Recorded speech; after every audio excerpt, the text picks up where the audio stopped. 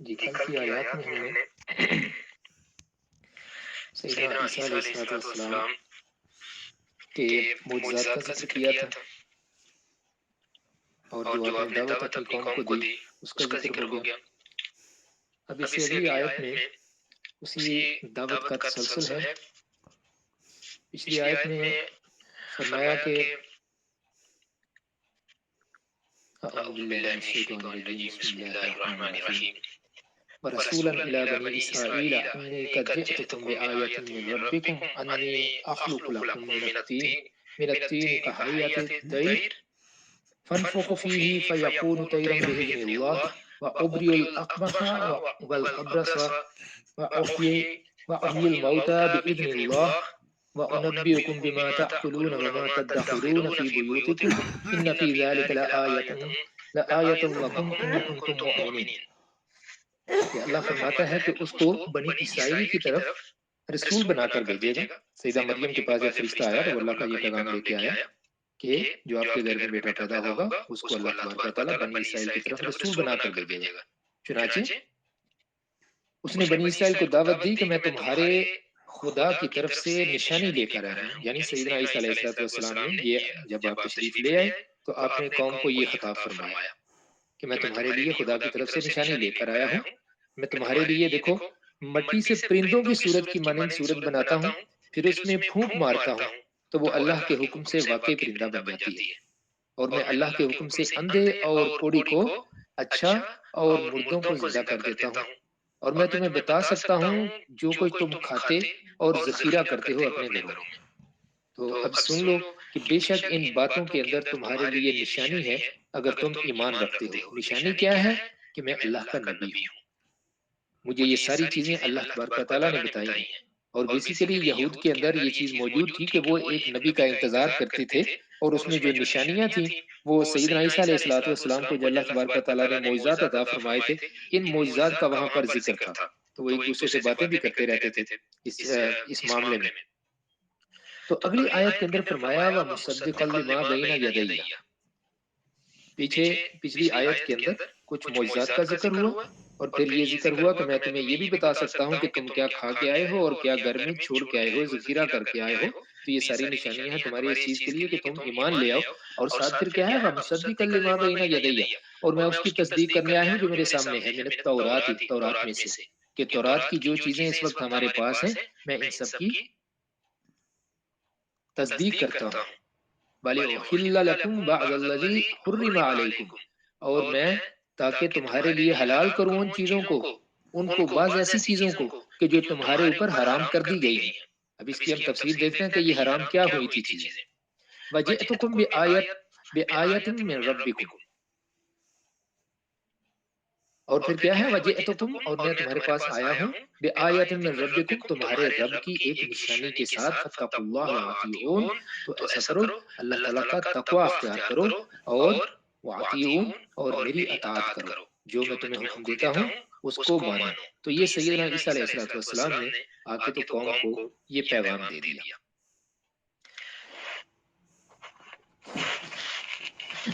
اچھا، اب اس آیت کے اندر فرمایا کہ وَمُصَدِّقًا لِمَا بَيْنَ يَدَيَّ مِنَ التَّوْرَاۃ، کہ تورات کی تصدیق کرتا ہوں۔ اب اس تصدیق کے جو شواہد ہیں وہ انجیلوں کے اندر موجود ہیں، انجیلیں اس چیز کا ذکر کرتی ہیں، جو مختلف صحابہ تھے سیدنا عیسیٰ علیہ السلام کے، انہوں نے جو انجیلیں لکھی تو ان کے اندر اس چیز کا ذکر ہے۔ تو سیدنا عیسیٰ علیہ السلام نے یہ بڑے زور اور بڑی تاکید کے ساتھ یہ بات بار بار فرمائی کہ تورات کو منسوخ کرنے نہیں آیا بلکہ اس کو قائم کرنے آیا ہوں۔ انہوں نے یہ بھی فرمایا کہ آسمان اور زمین ٹل جائیں گے لیکن اس کا یعنی تورات کا ایک نقطہ نہیں ٹل سکتا، یہ اللہ کی شریعت ہے تمہارے لیے، اللہ کا قانون ہے یہ، جب تک ہر بات پوری نہ ہو جائے تو اس وقت تک اس کا کوئی نقطہ بھی نہیں ٹلے گا۔ تو انہوں نے عملاً جس شریعت کی خود پیروی کی اور جس کی پیروی کی ہدایت اپنے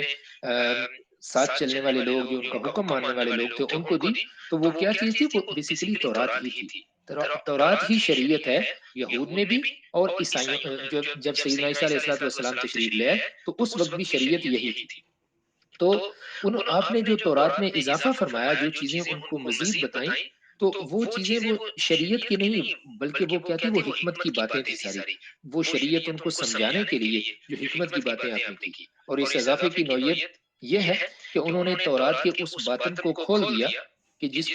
جس سے جو علماء کے ان کے یہود کے علماء تھے اور فریسی تھے، یہ لوگ جو ایک مذہبی طبقہ تھا، ان کی آنکھیں اس چیز سے بند ہو چکی تھی. تو سیدنا عیسیٰ علیہ الصلوۃ والسلام نے اپنے ان حکمتوں کے ذریعے جو انجیل کے اندر بیان فرمائی گئی ہیں، تو ان کے ذریعے آپ نے ان لوگوں کی آنکھوں کو کھولا. تو اب بیسیکلی جو تورات کو اب دیکھیں، اس وقت جو زیادہ تر عیسائی ہیں وہ تورات کی شریعت کو نہیں مانتے. یہودی اس کے اوپر پھر بھی کسی نہ کسی طرح سے عمل کرتے ہیں. جیسے دیکھیے ذبیحہ ہے، یہودی اس کا بہت زیادہ خیال رکھتے ہیں. عیسائیوں کے نزدیک یہ چیز اتنی زیادہ نہیں ہے. آرتھوڈاکس عیسائی جو ہیں وہ کچھ اس کا خیال کرتے ہیں، لیکن جو باقی ہیں وہ نہیں کرتے. ریزن اس کی کیا ہے کہ انہوں نے یہ جو ایک نام لیا جاتا ہے ان میں سینٹ پال، تو سینٹ پال کے زمانے سے کہا جاتا ہے کہ وہاں سے بہت سی چیزیں ان لوگوں نے اپنے اوپر سے وہ ساری کی ساری پابندیاں ہی ختم کر دی. لیکن یہود ابھی بھی ان پابندیوں کو، جیسے کہ کوشر کا نام ہم سنتے ہیں کہ وہ جو جانور کوئی ذبح کرنا ہو جیسے ہم حلال کہتے ہیں، تو اسی طرح سے کوشر اور مسلمانوں کو کھانے کی اجازت ہے کہ یہودیوں کا یا عیسائیوں کا ذبیحہ وہ کھا سکتے ہیں، لیکن اگر وہ اس طریقے کے مطابق کیا گیا ہو، یہودی تو اسی طریقے سے کرتے ہیں. تو اس لیے اگر کہیں پر مسلمانوں کو حلال گوشت نہیں ملتا تو وہ کیا کرتے ہیں، پھر وہ یہودیوں کی کسی دکان سے جا کر کوشر چیز جو ہے، یعنی جو ان کے طریقے سے جو انہوں نے بیسیکلی وہ بھی حلال ہوتا ہے، تو وہ جو انہوں نے کیا ہوتا ہے تو اس کو ہم کھا سکتے ہیں. تو یہود اس چیز کا بہت زیادہ خیال رکھتے ہیں.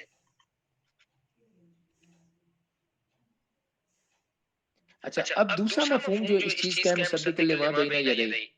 کہ جو کوئی میرے سامنے ہے، وہ یہ ہے کہ تورات کی پیش گوئیاں جو تورات میں کی گئی تھی، میں اس کا مصداق ہوں، میں اس کے مطابق ہوں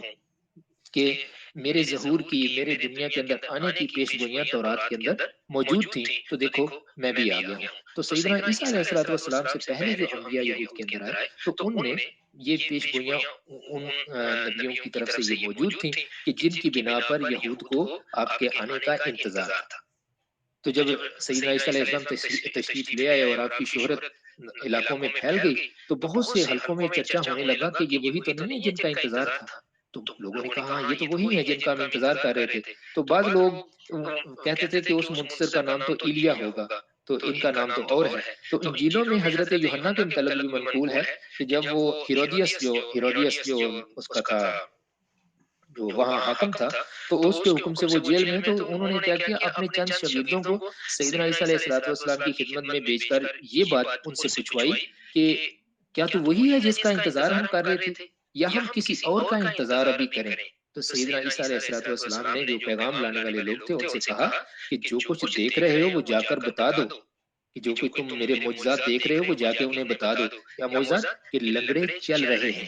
گونگے بول رہے ہیں، اندھے دیکھ رہے ہیں. اب اور کس کا انتظار ہے؟ کہ مطلب یہود میں جس نبی نے آنا تھا وہ آ چکا ہے. تو سیدنا عیسیٰ علیہ السلام نے ایسی متعدد باتوں کا خود بھی حوالہ دیا جو ان کے بارے میں پہلے انبیاء نے فرمائی تھی. تو یہ حوالے انجیلوں میں موجود ہیں. آگے جو یہ فرمایا والے وَحِلَّ لَكُمْ بَعْضَ الَّذِي حُرِّمَ عَلَيْكُمْ، تو اس کا جو ہے بعض چیزیں جو کہ حلال کرنے کے لیے میں آیا ہوں. تو بیسیکلی اس میں کیا تھا کہ علماء یہود نے اپنے پاس سے اپنے من گڑت فتوے ٹھوک ٹھوک کر انہوں نے کیا کر دیا ہوا تھا، کچھ حلال چیزوں کو بھی انہوں نے حرام کر دیا ہوا تھا. تو اپنے اس غلو کی وجہ سے حلال کو حرام بنا دیا. اور ان کو پھر کیا کیا؟ ظاہر ہے علماء کے پاس اس ساری چیز کا جو ہے وہ ہوتا ہے، اتھارٹی ہوتی ہے، تو جو کچھ وہ کہتے تھے عام لوگوں کو ماننا پڑتا تھا. اگر کوئی نہیں مانتا تھا پھر اس کے اوپر ایک اور فتویٰ آ جاتا تھا، اور وہ یہ ہوتا تھا کہ یہ تو دین سے پھر گیا ہے. تو یہ اس طریقے سے انہوں نے قبضے میں کیا ہوا تھا پورے کے پورے مذہب کو. تو نتیجہ اس کا کیا ہوا کہ بہت سی ایسی چیزیں کہ جو کہ حلال تھی اس کو بھی حرام کر دیا. تو اب سیدنا عیسیٰ علیہ السلام نے آ کے ان کو دوبارہ سے کہا کہ نہیں، یہ تمہارے لیے حرام نہیں ہے، یہ حلال ہے. جیسے کہ مثال کے طور پر ہفتے کا دن ہے، تو ہفتے کے دن کو انہوں نے اس طرح کا بنا دیا کہ اس میں جی کوئی بندہ اگر کسی کے پاس جاتا ہے تو وہ جا کے اس کے لیے، اگر بیمار کرسی کے لیے جا رہا ہے تو اس کی دعا، اس کی شفا کے لیے دعا بھی نہیں کر سکتا. یہ بھی چیز جو ہے نا یہ سبت کے منافی ہے. تو اب اس معاملے پر سیدنا عیسیٰ علیہ السلام اور علماء یہود کے درمیان کئی مناظرے بھی ہوئے، اور ان کا ذکر انجیلوں کے اندر موجود ہے. اور ایسی روایات بھی انجیلوں میں مذکور ہیں کہ جن کو سیدنا عیسیٰ علیہ السلام اور آپ کے شاگردوں نے اعلانیہ توڑا. آپ نے اعلانیہ ان چیزوں کو توڑا اور فرمایا کہ یہ چیزیں دین میں تم لوگوں نے نئی جمع کی ہوئی ہیں، یہ نئی تم لوگوں نے گڑی ہیں چیزیں دین کے اندر، ان کا دین کے ساتھ کوئی تعلق نہیں ہے، تو آپ نے ان کی ان چیزوں کو توڑا۔ تو جب ان کو توڑنے پر علماء یہود نے پھر کیا کیا، وہی جو ان کا وتیرہ تھا انہوں نے وہ کام کیا، انہوں نے کہا کہ بھئی یہ دیکھو یہ تو دین کے اندر آ کے نئی نئی چیزیں شروع کر رہا ہے، حالانکہ پتہ تھا ان کو کہ اللہ کے نبی ہیں، ان کے معجزات وہ دیکھ چکے تھے، لیکن اس سب کے باوجود آپ کے اوپر الزام لگایا، اپنے آپ کو بڑا سمجھا، اللہ کے نبی کو نعوذ باللہ من ذالک ان کے مقابلے میں اپنے آپ کو بڑا سمجھنے لگ گئے۔ تو اس طرح سے آپ نے پھر ان کی جو دینداری تھی اس کی کلائی لوگوں کے سامنے کھول دی کہ یہ ہیں دیندار لوگ، یہ دیکھو یہ دین کے ساتھ کیا کر رہے ہیں، خدا کا دین کتنا خوبصورت ہے اور انہوں نے اس دین کو کیا بنا کے رکھ دیا ہے۔ تو یہ معاملات جو ہیں یہ وہاں پر ہو رہے تھے۔ اگلی آیت کے اندر چلتے ہیں، اس میں فرمایا کہ ان اللہ ربی و ربکم فاعبدوہ۔ سیدنا عیسیٰ علیہ السلام نے فرمایا لوگوں سے کہ ان اللہ بے شک اللہ تعالیٰ ربی میرا رب ہے و ربکم وہ تمہارا رب ہے فاعبدوہ تو اسی کی عبادت کرو۔ ھذا صراط مستقیم، یہی تو سیدھا راستہ ہے، باقی جو تم نے اپنے پاس سے چیزیں گڑھ رہے ہو ان کو چھوڑ دو۔ اللہ رب ہے ہمارا، میرا بھی رب ہے تمہارا بھی، تو جو رب ہے تو عبادت کا حقدار تو وہی ہے، عبادت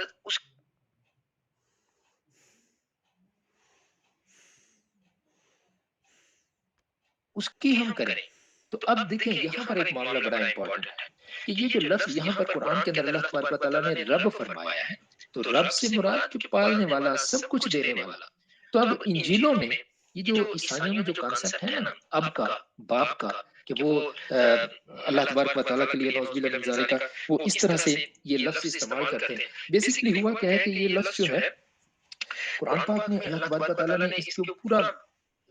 جس طرح سے مطلب لوگوں کی ہدایت کے لیے بات کرنی چاہیے، اب کیونکہ لوگ مغالطے میں پڑ گئے تو اللہ تبارک و تعالیٰ نے وہ بات یہاں پر فرما دی،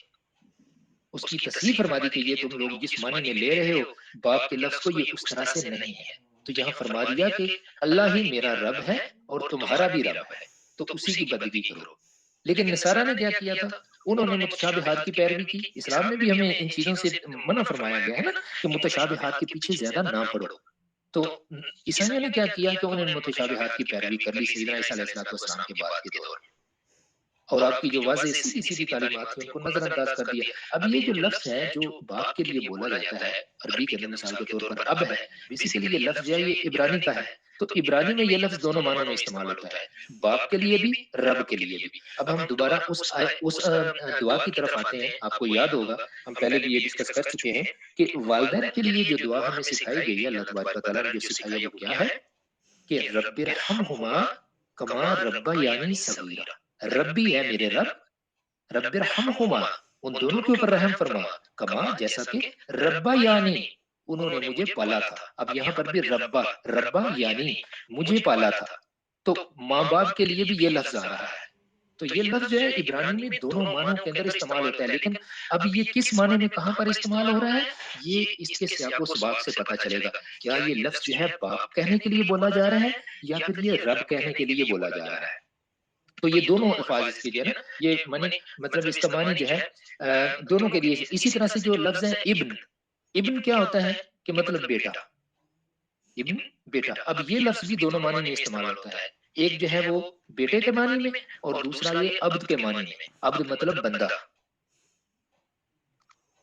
تو رب کا لفظ جو ہے، تو اب یہ دیکھیں دونوں الفاظ جو ہے نا وہ ایک دوسرے کی ایک سائڈ پر ہے، مثال کے طور پر اب ہے اور اس کے ساتھ کیا ہے ابن ہے۔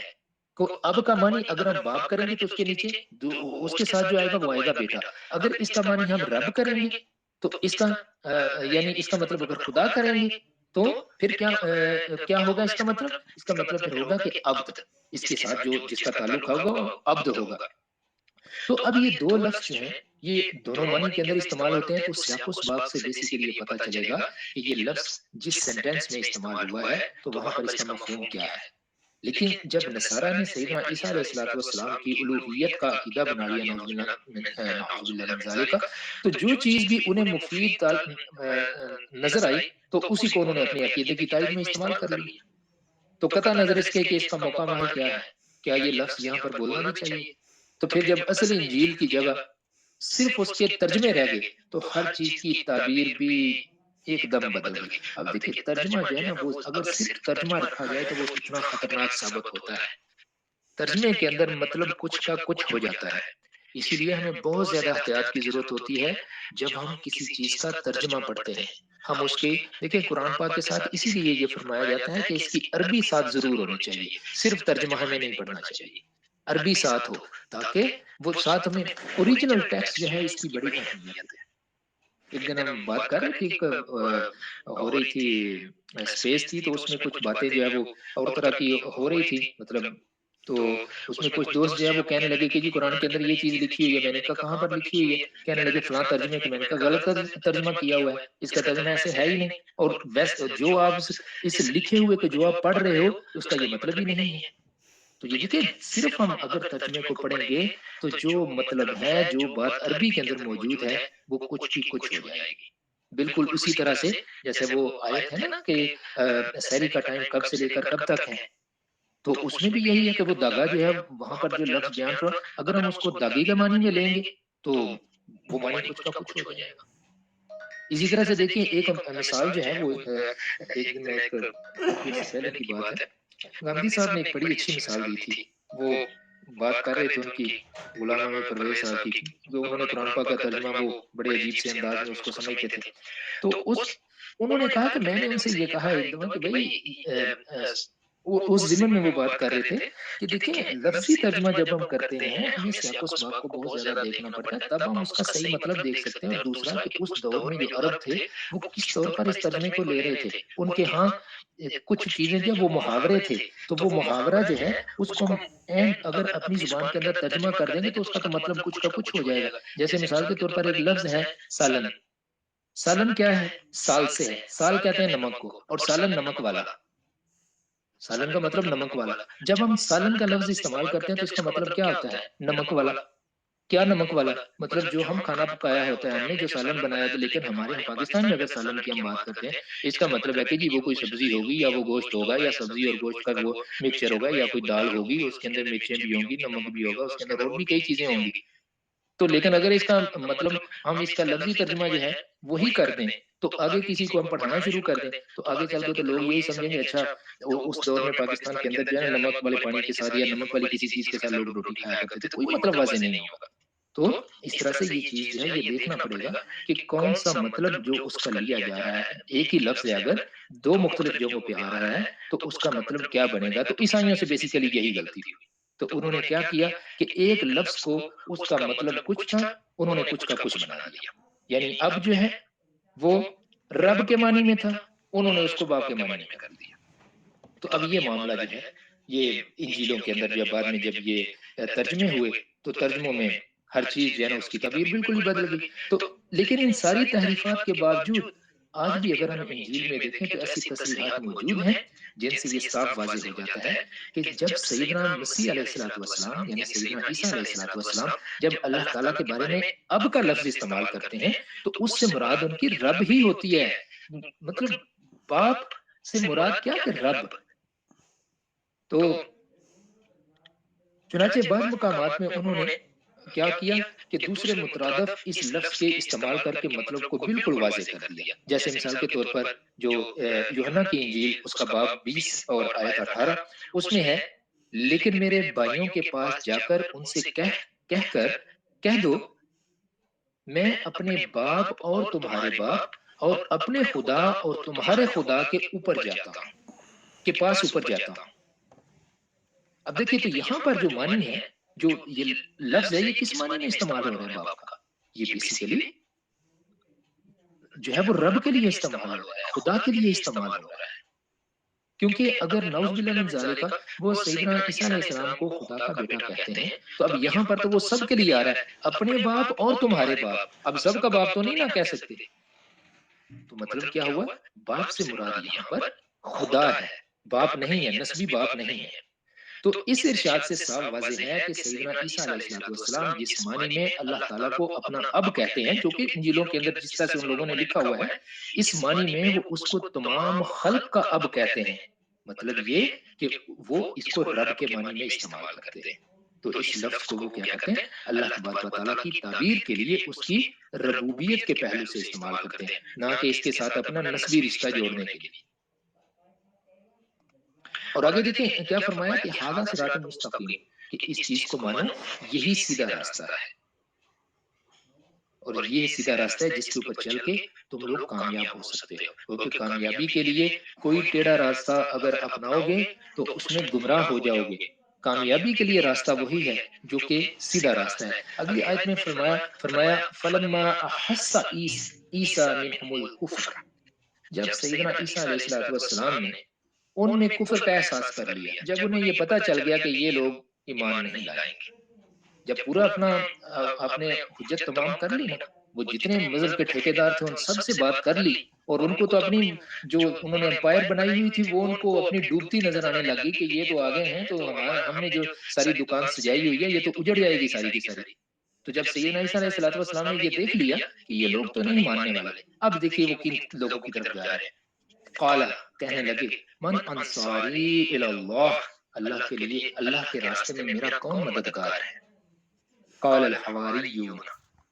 قال الحواریون نحن انصار اللہ، حواری کہنے لگے ہم اللہ کے مددگار ہیں، ہم اللہ کے دین کے مددگار ہیں۔ اب یہ دیکھیں سیدنا عیسیٰ علیہ السلام کیا فرما رہے ہیں؟ من انصاری الی اللہ، اللہ تعالیٰ کے راستے میں میرا کون مددگار ہے؟ اور جو حواری ہیں وہ کیا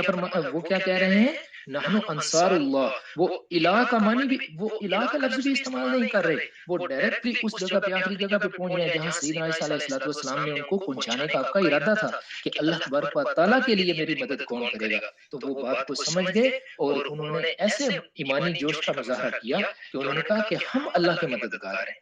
اللہ تعالیٰ جو ہم سے کام لینا چاہتا ہے ہم اس کو کرنے کے لیے تیار ہیں۔ اور یہ غریب لوگ تھے بیچارے، کپڑے دھونے والے، مچھلیاں پکڑنے والے لوگ، تو ان لوگوں نے جو ہے وہ سیدنا عیسیٰ علیہ السلام کی آواز پہ لبیک کہہ دیا۔ اور وہ لوگ جو ہر وقت دین کا نام لیتے تھے، ہر وقت دین کے نام پہ وہ مال کھاتے تھے لوگوں کا، ان لوگوں نے اللہ کے نبی کی اس دور میں اللہ تبارک و تعالیٰ نے جن کو اتنی زیادہ نشانیاں دے کے بھیجی، ان کی بات ماننے سے سیدھا سیدھا انکار کر دیا، بلکہ ان کے اوپر طرح طرح کی باتیں آپ کی والدہ محترمہ کے بارے میں اور آپ کے بارے میں طرح طرح کی باتیں کی، بہت زیادہ مطلب گھٹیا قسم کی گفتگو آپ کے بارے میں کیا کرتے تھے۔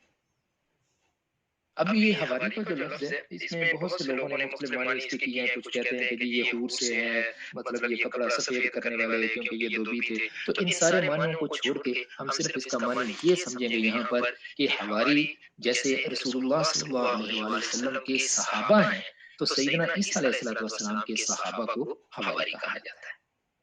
تو یہ بیسیکلی وہ انصار تھے، جیسے جب رسول اللہ صلی اللہ علیہ وآلہ وسلم نے مدینہ شریف کی طرف ہجرت کی نا، تو اس ہجرت میں جن لوگوں نے رسول اللہ صلی اللہ علیہ وآلہ وسلم اور آپ کے ساتھ آنے والے مہاجرین مسلمانوں کی مدد کی، تو ان کو فرمایا گیا یہ انصار ہیں۔ انصار کیا؟ ناصر اور نصیر دونوں کی جمع ہے، ناصر مددگار اور نصیر بھی مددگار، اور دونوں کی جمع ہے انصار۔ تو یہ لوگ جو تھے انہوں نے کہا کہ ہم اللہ تبارک و تعالیٰ کے دین کے لیے، اللہ کے دین کی مدد کے لیے ہم آپ کے ساتھ ہیں۔ تو اب یہ چیز جو ہے یہاں پر ہم ایک چیز جو دیکھ سکتے ہیں کہ دیکھیں جو معاشرے کے اندر وہ طبقہ کہ جن کو عام طور پر یہ سمجھا جاتا ہے کہ یہ کمزور لوگ ہیں، ان کا تو معاشرے کے اوپر کوئی اثر نہیں ہے، انبیاء کی بات کو زیادہ تر انہی لوگوں نے مانا ہے۔ جن لوگوں نے پہلے اپنا کوئی سٹیٹس بنایا ہوا ہوتا تھا معاشرے کے اندر، انبیاء کے آنے کی وجہ سے ان کا تو سٹیٹس کیونکہ ان کو ڈوبنا نظر آ جاتا تھا، ڈوبتا نظر آتا تھا، اس وجہ سے وہ لوگ کیا کرتے تھے؟ وہ کرنے کتراتے تھے، وہ کہتے کہ نہیں ان کی بات مان لی تو یہ جو ہم سارا کچھ کر رہے ہیں، ساری زندگی ہم نے کیا، یہ پھر کہاں جائے گا۔ تو ہمیشہ غریب لوگوں نے، عام لوگوں نے، کہ جن کو لوگ معاشرے کے اندر کوئی خاص مقام ہی نہیں دیتے تھے، ان لوگوں نے انبیاء کی آواز کے اوپر لبیک کہا۔ جیسے دیکھیں نا جب رسول اللہ صلی اللہ علیہ وآلہ وسلم نے روم کے بادشاہ کے پاس جب اپنا نامہ مبارک بھیجا، جب خط بھیجے، نبوت کے خط بھیجے تھے مختلف علاقوں میں، تو ایک خط جو ہے وہ قسطنطنیہ میں بھیجا، ایسٹرن رومن امپائر میں۔ تو اس خط میں جب بلایا گیا، اس نے کہا کہ جی کسی بندے کو بلا کے لاؤ، اگر عرب سے کوئی آیا ہوا ہے تو حضرت ابو سفیان اس وقت مسلمان نہیں ہوئے تھے، تو ان کو وہ وہاں پر گئے، تو مترجم کے ذریعے جب بات ان کے ساتھ ہوئی تو کہنے لگے کہ ان کے ماننے والے کون لوگ ہیں، کس طرح کے لوگ ہیں؟ تو انہوں نے کہا کہ زیادہ تر غریب لوگ ہیں، زیادہ تر وہ لوگ ہیں جن کا معاشرے کے اندر کوئی بہت بڑا مقام نہیں ہے۔ تو اس نے کہا تھا کہ سچے نبی جتنے بھی اللہ تبارک و تعالیٰ کی طرف سے آئے ہیں ان سب کے ساتھ ایسا ہی ہوا ہے، ان کی پیروی ہمیشہ کمزور لوگوں نے ہی پہلے کی ہے، دوسرے لوگ بعد میں ان کے ساتھ ملے ہیں۔ اچھا، اب یہاں پر ایک اور چیز، یہ جس کا ذکر میں پہلے مختصراً کر گیا ہوں اختصار کے ساتھ، وہ یہ کہ یہ جو لفظ ہے انصاری، مطلب کہ مددگار، مدد کرنے والا، تو اس کو مولانا امین احسن اصلاحی صاحب نے کافی زیادہ تفصیل میں اس کو بیان فرمایا ہے، اگر آپ لوگ اس کو مزید پڑھنا چاہیں تو ان کی تفسیر میں آپ اس کو پڑھ سکتے ہیں۔ اگلی آیت کی طرف چلتے ہیں، آیت نمبر 53، ربنا آمنا۔ اب جب جو حواری تھے وہ جب سیدنا عیسیٰ علیہ الصلوۃ والسلام کے ساتھ انہوں نے یہ عہد کر لیا، انہوں نے کہا کہ ہم اللہ کی مدد کرنے کے لیے، اللہ کے دین کی مدد کرنے کے لیے تیار ہیں، تو اب دیکھیے وہ دعا کیا کر رہے ہیں، ربنا، اے ہمارے رب، آمنا، ہم ایمان لے آئے، بما، اس کے ساتھ، انزلتا، جو تو نے نازل کیا، واتبعنا، اور ہم نے تابع داری کی، الرسول، رسول کی، جو تیرا رسول ہمارے پاس آیا ہے ہم نے اس کی تابع داری کی، ہم اس کی پیروی کرتے ہیں، فاکتبنا، پس لکھ لے ہمیں، مع الشاہدین، گواہی دینے والوں کے ساتھ، کہ یا اللہ ان گواہی دینے والوں کے ساتھ جو تیری ربوبیت، تیری الوہیت اور تیرے نبیوں کی رسالت پہ جو لوگ گواہی دیتے ہیں ہمیں بھی ان میں لکھ لے۔ تو یہ اس بات کی دعا ہے کہ قیامت کے روز ہمارا شمار حق کی شہادت دینے والوں میں لکھنا، حق کو چھپانے والوں میں نہ لکھنا، کیونکہ ہم حق کا ساتھ دے رہے ہیں۔ یہی شہادت حق بیسیکلی وہ اصل ذمہ داری ہے جو ہر نبی کی امت پر اللہ تبارک و تعالیٰ کی طرف سے ڈالی جاتی ہے۔ اگر نبی جان کی بازی لگا کر امت پر اللہ کے دین کی گواہی دیتا ہے، یہ کوئی اتنا آسان کام تو نہیں ہے نا، کہ دیکھیں ایک پوری کی پوری ایک امپائر کے خلاف بات کرنی ہوتی ہے، ایک پہلے جو بنی ہوتی ہے ایک چیز معاشرے کے اندر، ان لوگوں نے جو اپنا دبدبہ بنایا ہوتا ہے، جب نبی آتے ہیں تو نبی کی بات کو ایسی تو نہیں مان لیا جاتا تھا۔ رسول اللہ صلی اللہ علیہ وآلہ وسلم کی دیکھیے کہ جب آپ نے مکہ کے اندر آ کے دعوت کا آغاز کیا تو کون کون سی ایسا ظلم تھا، کون سی ایسی سختی تھی جو آپ کے ساتھ روا نہیں رکھی گئی، ہر طریقے سے آپ کو ستایا گیا۔ تو اسی طرح سے باقی انبیاء کے ساتھ بھی کیا گیا، کسی نبی کو ایک طریقے سے ستایا گیا، کسی نبی کو دوسرے طریقے سے ستایا گیا، جیسے ہم نے دیکھا نا سیدنا یحییٰ علیہ الصلوۃ والسلام کے ساتھ کیا کیا گیا، آپ کے اوپر ایک فحشہ عورت نے الزام لگا دیا، اس الزام کی پاداش میں آپ کو قید خانے میں قید کر دیا گیا، اور پھر آپ کا سر مبارک کاٹ دیا گیا۔ تو اتنے بڑے بڑے ظلم انبیاء کے اوپر ہوئے، کیونکہ جب وہ آ کے معاشرے کے اندر بات کرتے تھے، اور اس میں بہت بڑا حصہ جو ہے ان مذہب کے ٹھیکیداروں نے لیا ان چیزوں میں، کہ جو کہتے تھے کہ کہیں ہماری دکان نہ بند ہو جائے، ہر دور میں ایسا ہوا۔ اچھا، اب جب نبی اللہ تبارک و تعالیٰ کے پاس چلے جاتے تھے تو پھر کیا ہوتا تھا کہ نبی کے بعد یہ ایک ذمہ داری جو ہے یہ امت کی ہوتی تھی کہ وہ اس حق کی گواہی ہر طمع اور ہر خوف سے بے پرواہ ہو کر خلق پر دے۔ یہ گواہی دل، زبان، قول، عمل اور جان اور مال کی قربانی ہر پہلو سے دینے کا مطالبہ ہے۔ تو اللہ کے دین کو دنیا کے اندر لانے کے لیے سب سے پہلے اپنی جان کے اوپر اس کو نافذ کرنا، پھر اس کے بعد اس دین کو معاشرے کے اندر عام کرنے کے لیے ہر طرح کی قربانی دی جائے۔ اور آج کل دیکھیں ایک چیز جو بہت زیادہ ضروری ہے، یہ ہم دیکھ رہے ہیں یہ اسپیسیز وغیرہ، مختلف اسپیسیز میں جب جا کے تو مختلف دوستوں سے بات کرتے ہیں، تو ایک چیز جو میں بات کرنا چاہتا ہوں اور میرا خیال ہے اس کی اب ہمیں اکثر کرنی چاہیے یہ بات، کہ ہمیں اپنی اگلی نسل کے اوپر بہت زیادہ توجہ دینے کی ضرورت ہے۔ ہمیں اپنے بچوں کو دین کی اہمیت بتانے کی ضرورت ہے، اس ٹریڈیشنل وے میں بھی بتائیں، ٹھیک ہے، لیکن ان کو ایک مختلف طریقے سے ہمیں بتانے کی ضرورت ہے، کیونکہ جو آگے آنے والا دور ہے یہ بہت ہی خطرناک، میں تو بہت زیادہ یقین کریں یہ کچھ دنوں سے میں نے کچھ لوگوں کو کے ساتھ میں نے گفتگو کی ہے، بہت زیادہ اس چیز سے ڈر گیا ہوں کہ آگے چل کے ہمارے بچوں کے ساتھ کیا ہوگا۔ تو بچوں کو ہم ابھی سے، جب بچے چھوٹے ہیں ان کو ہم یہ چیز بتائیں کہ دین کیا ہے، قرآن کا مفہوم ان کو ہم صحیح طریقے سے سمجھائیں، صرف یہ اس چیز پہ نہ کہیں کہ صحیح روایات اور غیر صحیح روایات جو ہیں ساری کی ساری خلط ملط کر کے ان کو بتاتے جائیں اور قرآن کا جو مفہوم ہے جو اللہ تبارک و تعالیٰ ہمیں سمجھانا چاہتا ہے وہ چیز جو ہے نا وہ ہمارے بچوں کو پتہ ہی نہ چلے، اور جب کل کو کوئی ان سے سوال کرے تو وہ آگے سے کہیں کہ یار یہ تو مجھے نہیں پتا، تو اس کا مطلب ہے قرآن میں صحیح نہیں لکھا ہوا، نعوذ باللہ من ذالک۔ تو قرآن کے اوپر سوالات اٹھائے جا رہے ہیں، اور یہ جو جدید تعلیم جس کو ہم کہتے ہیں، علامہ نے فرمایا تھا نا کہ کیا ہے ان کا شعر کہ ہمیں تو یہ تھا کہ لائے گی فراغت، وہ شعر کا پہلا لفظ نہیں مجھے یاد آ رہا، تو لائے گی فراغت تعلیم، کیا خبر تھی کہ چلا آئے گا الحاد بھی ساتھ۔ تو اس تعلیم کے ساتھ 100 سال پہلے انہوں نے کہا تھا، تو یہ بڑی تیزی کے ساتھ یہ چیز ہو رہی ہے، اور وہ لوگ الحاد والے بڑے خوش ہیں، اور وہ کہتے ہیں کہ یہ چیز الٹیمیٹلی ایسے ہی ہونی ہے، آپ لوگوں کو اسی طرف آنا پڑے گا، کیونکہ مذہب کے پاس ان چیزوں کے جواب نہیں ہے۔ حالانکہ انہوں نے مذہب کو نہ پڑھا صحیح طریقے سے، نہ مذہب کو سمجھنے کی کوشش کی، انہوں نے اسلام کو بھی ایک مذہب بنا کے سمپلی رکھ دیا کہ یہ تو ریچولز ہیں، کیونکہ ہم ان کے سامنے اسلام کو ریچول بنا کے ہی پیش کرتے ہیں۔ اعمال کے حوالے سے ہمارے اعمال جس طریقے کے ہوتے ہیں، سارے لوگ دیکھ رہے ہوتے ہیں کہ وہ نام نہاد لوگ جو اپنے آپ کو دین کے ٹھیکیدار اور علمبردار کہتے ہیں، ان کا طرز عمل کیا ہے،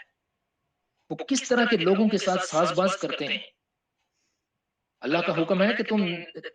اچھا کام کرنے والے کا ساتھ دو، جو معاشرے کے اندر بہتری لانا چاہتا ہے اس کا ساتھ دو، لیکن وہ اس کو چھوڑ کر وہ کس ایسے لوگوں کا ساتھ دیں گے جس کی وجہ سے معاشرے کے اندر مزید تباہی آئے، کسی ملک کے اندر تباہی آئے۔ تو ہمیں بہت زیادہ سوچنے کی ضرورت ہے، اور اپنے آپ کو ایسے لوگوں سے بچانے کی ضرورت ہے، اور ان لوگوں کو اگر ہمیں ہو سکے ہم سے تو ان کو سمجھائیں کہ بھئی جو آپ کر رہے ہیں اللہ کا دین ایسے نہیں کہتا، اگر ایسے کہتا ہے تو ہمیں ذرا سمجھا دو کہ جو طرز عمل آپ کا ہے کہ اللہ کا دین اسی طرح سے کہتا ہے ہمیں۔ کیونکہ دیکھیں ہر صورت میں علماء کا جو کردار ہے معاشرے کے اندر وہ بہت امپورٹنٹ ہے، اور ان کی آواز کو سنا جاتا ہے، لیکن خدا نخواستہ اگر کوئی عالم غلط ڈائریکشن میں جائے گا اس کی وجہ سے بہت سے لوگ برباد ہوں گے، صرف ایک نسل کے نہیں آنے والی نسلوں کے بھی برباد۔ تو اس لیے ہمیں بہت زیادہ ضرورت ہے کہ ہم اپنے بچوں کی طرف خاص طور پر توجہ دیں، ان کو قرآن پاک بڑے غور سے ان کو خود بھی ہم پہلے سمجھیں اور اپنے بچوں کو بھی سمجھائیں، اور وہ علماء جو حق بات کرتے ہیں ان علماء کی تقاریر اور ان کی تفاسیر اور ان کے جو خطابات ہیں وہ اپنے بچوں کو ہم سنایا کریں، اور خود بھی ہم وہ سنیں، تاکہ اچھے طریقے سے ہم اپنی نسل کی جو ہے وہ ان کو گائیڈ کر سکیں، ان کی رہنمائی کر سکیں۔ اگلی آیت کی طرف چلتے ہیں، وَمَكَرُوا وَمَكَرَ اللَّهُ وَاللَّهُ خَيْرُ الْمَاكِرِينَ۔ تو اب انہوں نے مکر کیا، یعنی تدبیر کی۔ اب یہ اس کی ذرا تفسیر لمبی ہے، کل انشاءاللہ اس کو ہم کریں گے، بس مختصر طور پر میں یہاں بتا دیتا ہوں کہ ان لوگوں نے مکر کیا، سیدنا عیسیٰ علیہ السلام کے خلاف مکر کیا، اور اللہ تبارک و تعالیٰ نے بھی ایک تدبیر کی، خفیہ تدبیر کی، واللہ خیر الماکرین، اور اللہ تبارک و تعالیٰ تو سب سے بہتر تدبیریں کرنے والا ہے۔ اللہ کی تدبیر کا مقابلہ تو کوئی نہیں کر سکتا، کیونکہ وہ تو خالق ہے، وہ تو بنانے والا ہے سب کو۔ جو تدبیریں کر رہے ہیں جس دماغ سے کر رہے ہیں اس دماغ کو بنانے والا بھی اللہ ہی ہے، اور اس کو پتا ہے کہ یہ دماغ جو ہے نا اس کی ساخت کیا ہے اور یہ دماغ کام کس طریقے سے کرتا ہے۔ تو اس لیے اللہ تبارک و تعالیٰ انہوں نے ایک تدبیر کی، اللہ نے بھی تدبیر کی، اور اللہ تو سب سے بہتر تدبیر کرنے والا ہے۔ جزاکم اللہ خیرا۔ اللہ تبارک و تعالیٰ ہمیں قرآن پاک کو صحیح طرح سے پڑھنے، سمجھنے اور اس پہ عمل کرنے کی توفیق عطا فرمائے۔ السلام علیکم ورحمۃ اللہ وبرکاتہ۔